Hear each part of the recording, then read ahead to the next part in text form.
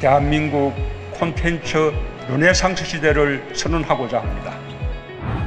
지난해 우리나라 문화예술계엔 기념비로 삼을 만한 사건이 2개나 있었는데요. Parasite. 기생충이 우리나라 영화 최초로 아카데미 작품상을 수상한 것, 그리고 BTS의 다이너마이트가 한국 가수 최초로 빌보드 1위에 오른 것입니다. 한국산 컨텐츠의 위력을 전 세계적으로 보여주는 사례라고 봐야 할 텐데요. 이런 한류 열풍, 이른바 K-브랜드가 보유한 지식재산권을 어떻게 보호하고 더 강화해 나갈 것인가가 중요한 국가 과제로 떠오르고 있습니다.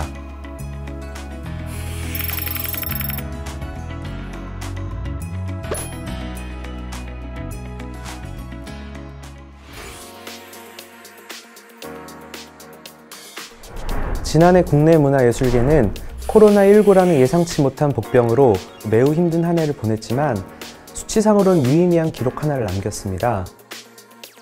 지난해 상반기 문화예술계 저작권 무역 수지가 관련 통계를 집계하기 시작한 2010년 이래 사상 최초로 반기별 흑자를 낸 것인데요.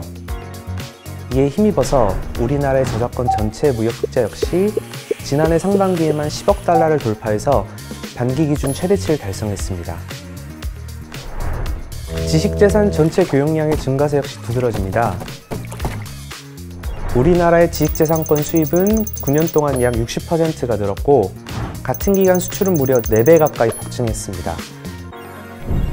특히 음원과 온라인 게임의 수출이 크게 늘면서 관련 저작권 수출도 10배가량 늘었습니다.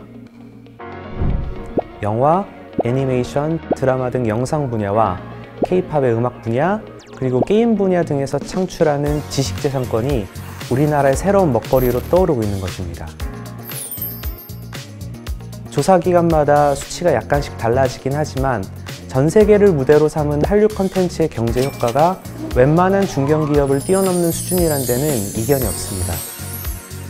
실제 정부에서는 BTS의 다이너마이트가 빌보드 1위를 달성한 데 따른 경제 효과를 무려 1조 7천억 원으로 추산했습니다. 이들 컨텐츠의 힘은 IP, 즉 지식재산권에 있습니다. 원청 컨텐츠의 판매를 넘어서 해당 브랜드의 저작권 및 상표권 등 지식재산권을 활용한 부가가치 창출이 막대한 경제 효과를 가져다주고 있는 것입니다.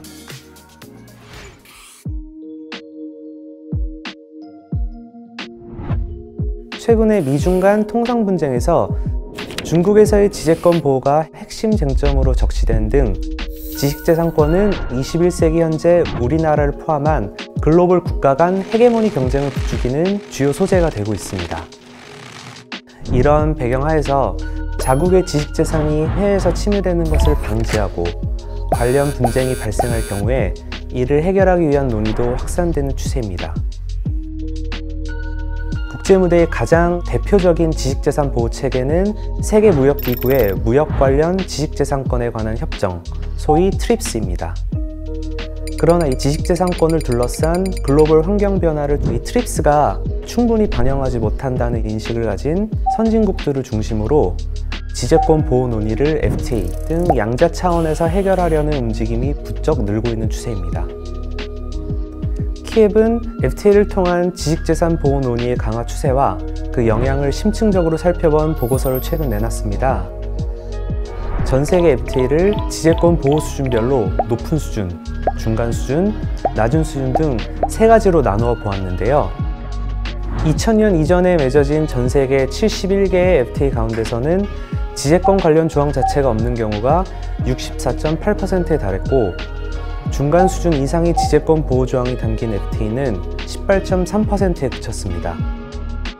반면에 2000년대에 맺어진 129개 FTA 중에서는 절반가량에서 중간 수준 이상의 지재권 보호 조항이 담겼고 2010년 이후의 FTA에서는 이 비중이 65.7%까지 증가했습니다.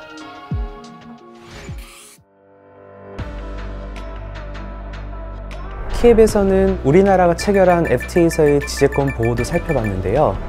2010년 이전 우리나라가 체결한 초기 FTA에서는 지재권 보호에 대한 강조가 확연히 나타나지 않았습니다.